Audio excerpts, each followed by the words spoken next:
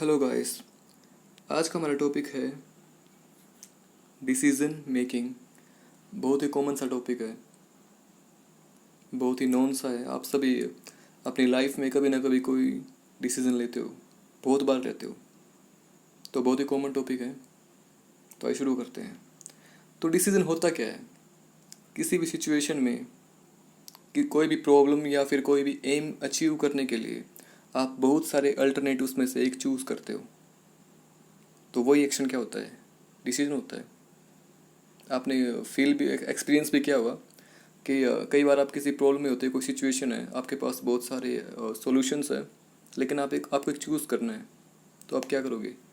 जितने भी आपके पास सॉल्यूशंस हैं उनको, उनके जो पॉजिटिव नेगेटिव्स हैं उनको एग्जामिन करोगे। उसके बाद जो बेस्ट होगा उसको चूज़ कर लोगे। वही क्या होता है? डिसीजन मेकिंग होता है। तो आइए उसके बारे में और पढ़ते हैं।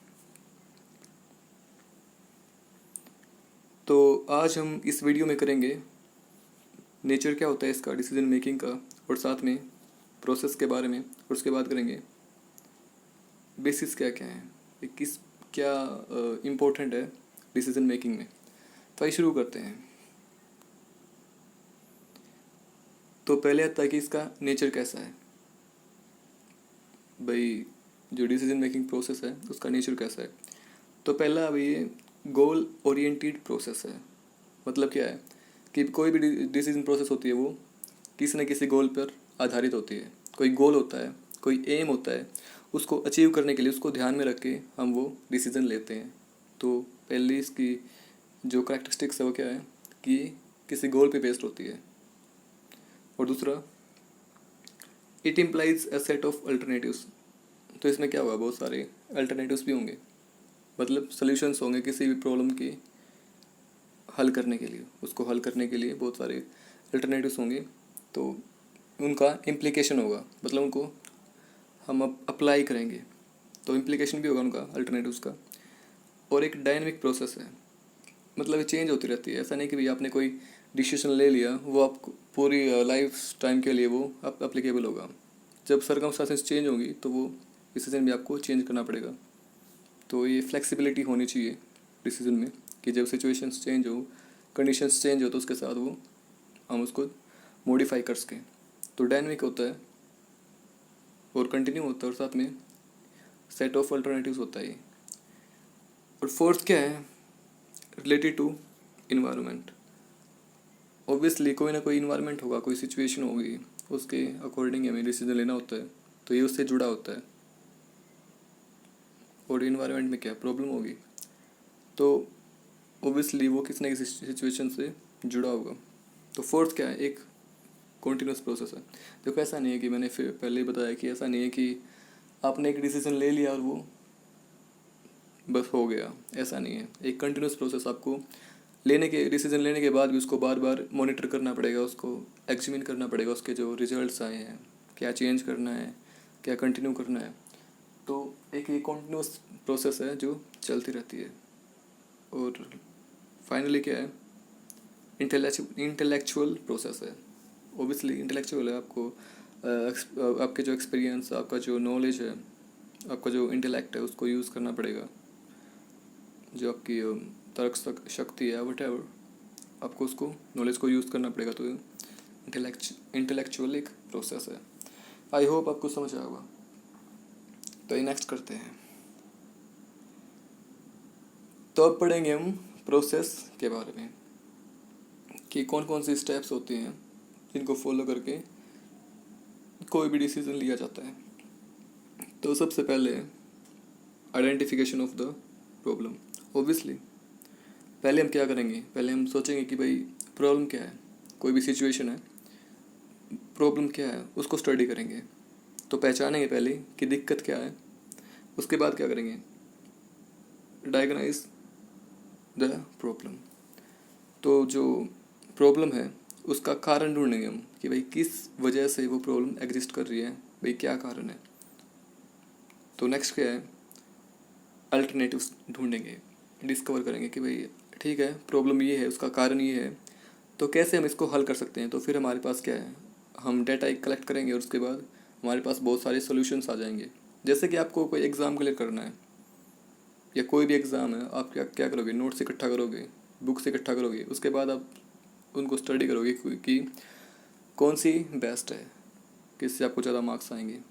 तो सब कुछ स्टडी करने के बाद आप एक चूज़ करोगे और आप उसको पढ़ोगे।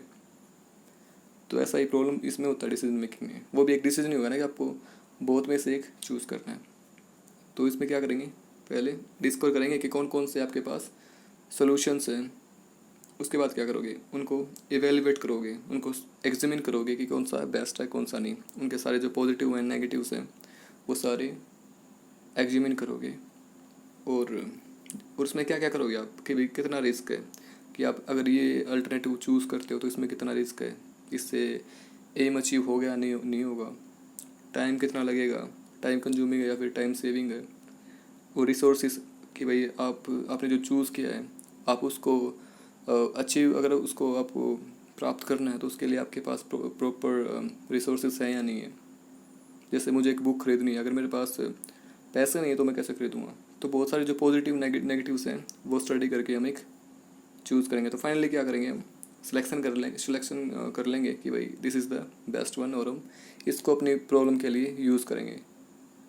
तो इसमें क्या होता है, ये क्रिटिकल पॉइंट होता है सबसे, जो प्रोसेस होती है डिसीजन मेकिंग की उसका सबसे क्रिटिकल पॉइंट होता है। और फिर फाइनली हमारे क्या आता है, इम्प्लीमेंटेशन ऑन फॉलो अप। तो इसमें क्या होता है, आपने चूज़ कर लिया, फिर आप उसको अप्लाई करोगे।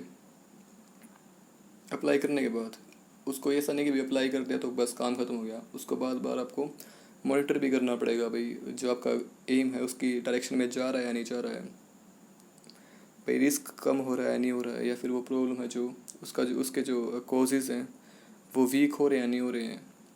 तो ये सब आप स्टडी करोगे। तो इसके कुछ स्टेजेस हैं। इसमें क्या किया, पहले तो आप उसको जो आपने चूज़ किया है, सेलेक्ट किया है, उसको आप कम्युनिकेट करोगे जो उसको अप्लाई करने वाले हैं। जैसे कोई भी कंपनी है, उसका जो टॉप मैनेजर है उसने एक अल्टरनेटिव चूज़ कर लिया, तो फिर क्या है, जो मिडिल मैनेजर्स हैं उनको बताएगा कि भाई कम्युनिकेट करेगा कि ये है। दूसरा क्या है, बताने के बाद वो एक्सेप्टेड होना चाहिए सबके द्वारा, ऐसा नहीं कि भाई उसने थोप दिया। क्योंकि जो नीचे जो बाकी मैनेजर्स हैं, सुपरवाइजर्स हैं, वो उसको उनके द्वारा वो एक्सेप्ट किया जाना चाहिए, तभी वो काम करेगा। एक जो कहते हैं म्यूचुअल सा एक्सेप्टेंस होना चाहिए, सब उसको एक्सेप्ट करें तभी वो अच्छे से काम कर पाएगा। और फिर क्या है, time sequence should be established कि भाई इतने इतने टाइम पे हम इसको एग्जामिन करेंगे, अगर कुछ दिक्कत हुई तो उसको चेंज करेंगे। तो ये सब थी प्रोसेस। तो आइए थोड़ा सही से समझ आ जाएगा आपको, इसमें देख लेते हैं। तो देखो ये है हमारी डिसीजन मेकिंग प्रोसेस। देखो पहले क्या है, कहाँ गया, ये रहा। देखो पहले हमने क्या है, प्रॉब्लम को डिफाइन करना, उसका पता लगाना, पहचानना कि दिक्कत क्या है। उसके बाद आप क्या करोगे, ढूंढोगे अल्टरनेट सॉल्यूशंस कितने हैं। तो अल्टरनेटिव्स चुनने के बाद आप उनको स्टडी करोगे कि भाई पॉजिटिव नेगेटिव, उनको देखोगे कि कौन सा अच्छा है। पता लगने के बाद आप उसको सिलेक्ट कर लोगे, उसके बाद उसको अप्लाई कर लोगे। और फॉलो अप वही, उसको बार बार मॉनिटर करते रहोगे कि भाई ये काम कर रहा है नहीं कर रहा है, जो आपने सॉल्यूशन चूज़ किया, जो अल्टरनेटिव चूज़ किया है वो काम कर रहा है नहीं कर रहा है, कोई चेंज की ज़रूरत है या नहीं है। तो ये सब आप इसमें करोगे। तो आई होप आपको समझ आ गया भाई डिसीजन मेकिंग।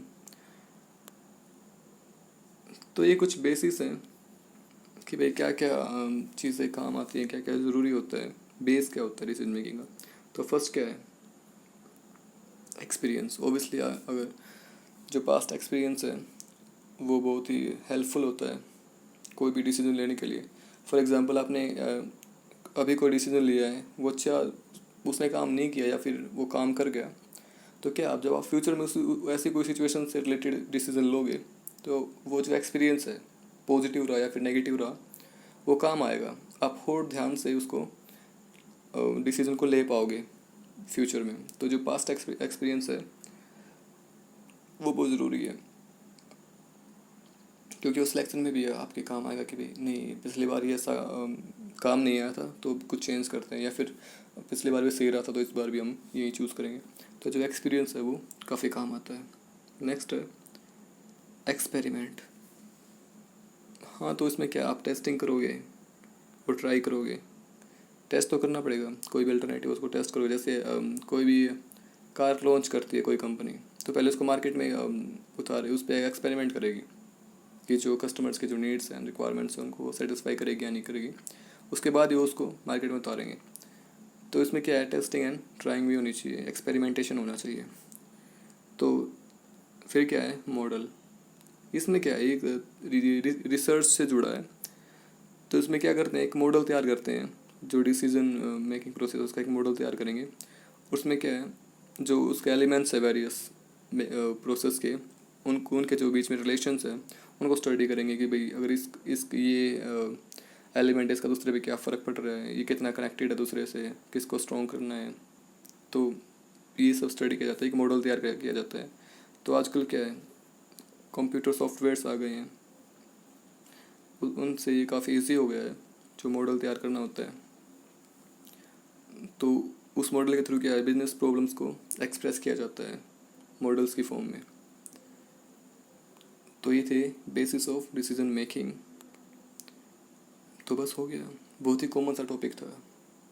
आप खुद से भी कर सकते हो, खुद को सोच लो कि भाई आप प्रॉब्लम में हो, आपको को डिसीजन लेना तो कैसे लोगे, क्या दिमाग, आपका दिमाग कैसे काम करेगा, बहुत ही कॉमन है। तो आई होप आपको समझ आया होगा। Thank you for watching, take care.